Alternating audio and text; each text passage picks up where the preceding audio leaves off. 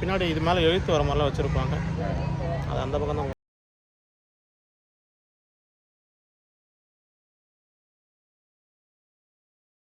Hello மக்களே, இன்னைக்கு நம்ம வள்ளுவர் கோட்டம் பார்க்க வந்துருக்கோம்.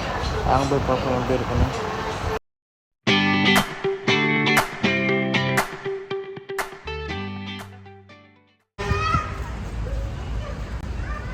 நம்ம லேட்டாக வந்துட்டோன்னு நினைக்கிறேன். வேறு எல்லா இதுவும் முட்டிக்குது, எல்லா கதவுமே மூடிட்டுக்குது.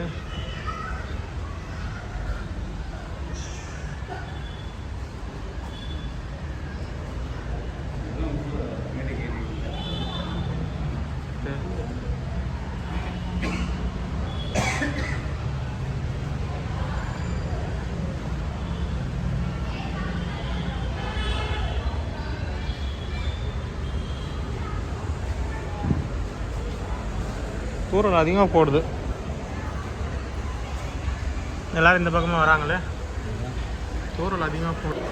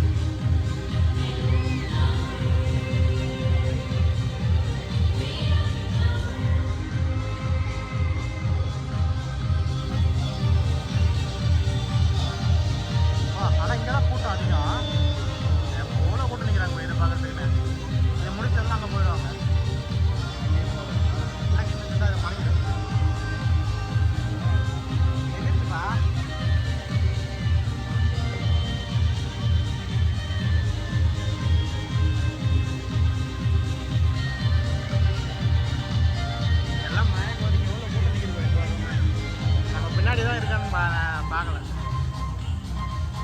இது மெயின் என்ட்ரன்ஸாக இருக்கும்.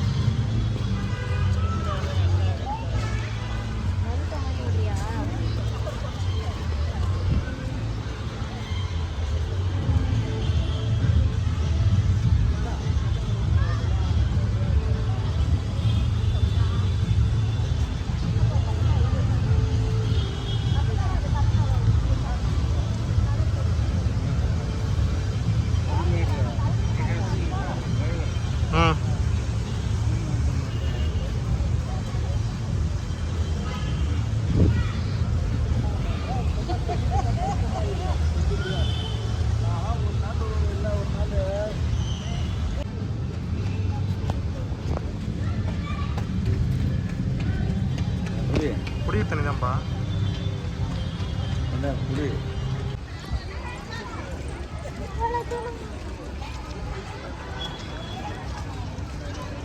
வள்ளுவர் கூட்டம்.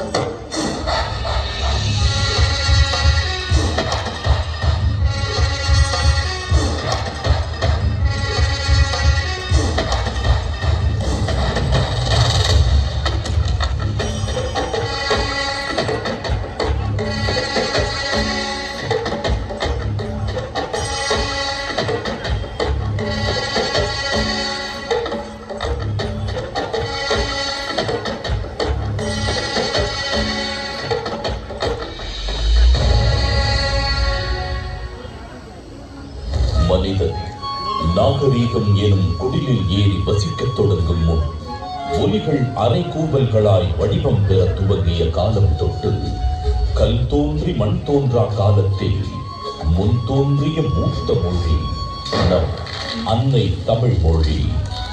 காலமெல்லாம் கடந்து நிற்கும் நம் தமிழ் மொழி உலகில் மிக பழமையான மொழி என்று கருதப்படுகிறது. மொழிகளுக்கெல்லாம் தாய்மொழியாக திகழ்ந்து தமிழரின் வரலாறு, வாழ்வியல், அறம், மாண்பு மற்றும் கலாச்சாரத்தின் அடையாளமாக மிளிர்ந்து வரும் அன்னை தமிழ் மொழியின் தொன்மையை அதன் பண்பாடு, இலக்கியம், சிற்பக்கலை, ஓவியக்கலை, கட்டிடக்கலை மற்றும் கல்வெட்டுகளில் காண முடிகிறது.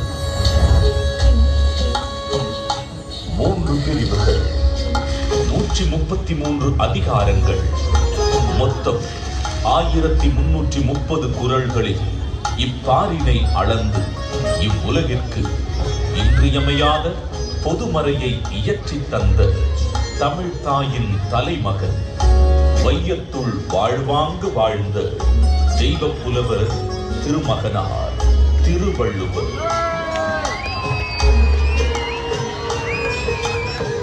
ஐயன் வள்ளுவனின் பிறந்த வருடம் தமிழக அரசால் கிமு 31 என்று வழங்கப்படுகின்றது.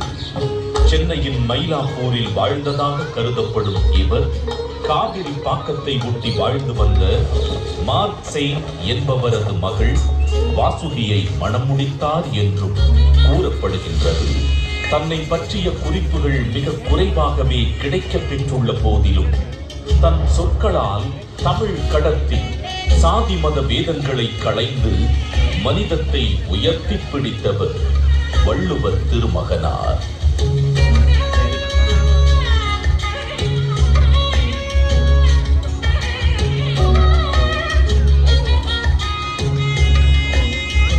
சுமார் 2000 ஆண்டுகள் பழமையான சங்க இலக்கியத்தில் 11 கீழ்கணக்கு நூல்களில் ஒன்றான திருக்குறளை தமிழ் மொழியின் தலைசிறந்த நீதி நூல்களில் ஒன்றென கூறலாம்.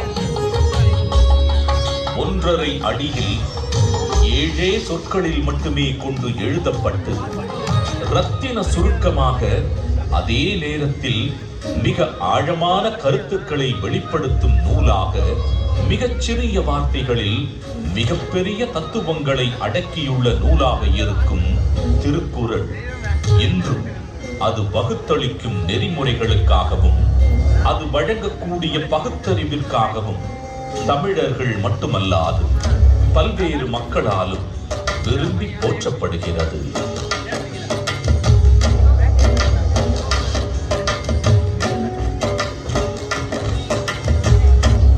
அறம், பொருள், இன்பம் என்று 3 பிரிவுகளாக அமையப் பெற்றுள்ள திருக்குறளில் முதல் பகுதியான அறம் எனும் பிரிவில் மனித ஒழுக்கத்திற்கு அடிப்படையான மெய்யியல் மற்றும் தத்துவார்த்த கோட்பாடுகள் நிறைந்துள்ளன.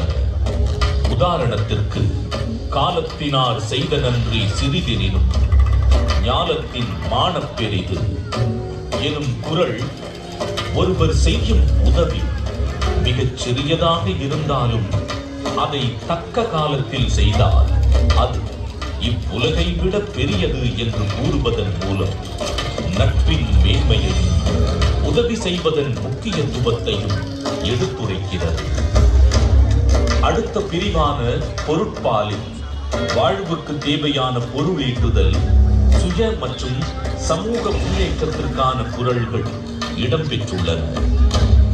உதாரணத்திற்கு கற்க கசடர கற்பவை கற்றபின் நிற்க அதற்கு தக எனும் குறளில் கல்வியின் முக்கியத்துவம், கல்லாமையின் தீங்கு, பொருள் கூர்ந்து கற்றல், அதன் பின் அறவழி நடத்தல் போன்ற எக்காலத்திற்கும் பயன் பெறும் கூறுகள் இடம்பெற்றுள்ளன.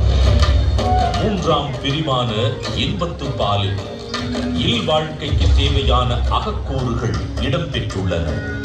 உதாரணத்திற்கு உடம்பொடு உயிரிடை எண்ணமற்றன மடந்தையொடு எம்மிடை நட்பு எனும் குறள் உடலும் உயிரும் பிரியாமல் ஒன்றாக இருப்பது போல இல்லற வாழ்க்கையில் இருப்போர் ஒன்றாக இருத்தல் வேண்டும் என்ற பொருளுடன் காதலின் சிறப்பையும் இல்வாழ்வின் மேன்மையையும் உணர்த்துகிறது. ஏறத்தாழ 60க்கும் மேலான உலகின் பல்வேறு மொழிகளுக்கு மொழிபெயர்க்கப்பட்ட திருக்குறள் உலகெங்கும் அதிக அளவில் மொழிபெயர்க்கப்பட்ட சமயம் சாரா நூல்களில் ஒன்றாக திகழ்கிறது. திருக்குறளின் இலக்கிய வடிவமும் பொருளடக்கமும் அதன் செம்மொழி தன்மையை வெளிப்படுத்துவதுடன் உலக இலக்கியத்தின் ஒரு மாபெரும் ஆவணமாகவும் நான் கட் பண்ணிக்கிறேன். இது என்னன்னா நீங்கள் வந்து நேரடியாக பார்த்தா உங்களுக்கு எல்லாம் நல்லா விஷுவல் வியூ வந்து அவ்வளோ அழகாக இருக்கும். அதனால் நம்ம இதோட கட் பண்ணிவிட்டு நீங்கள் எல்லாம் நேரில் வந்து பாருங்கள். இந்த வீடியோ உங்களுக்கு பிடிச்சிருந்தா லைக் பண்ணுங்கள், ஷேர் பண்ணுங்கள், கமெண்ட் பண்ணுங்கள், சப்ஸ்கிரைப் பண்ண மறந்துடாதீங்க. தமிழர்களின் பெருமையை பாரினில் உயர்த்தி பிடித்திருக்கும் திருக்குறள் வள்ளுவன் நம் தமிழ் அன்னைக்கு சூட்டியிருக்கும் மாட்சிக்குரிய மணிமகுடம்.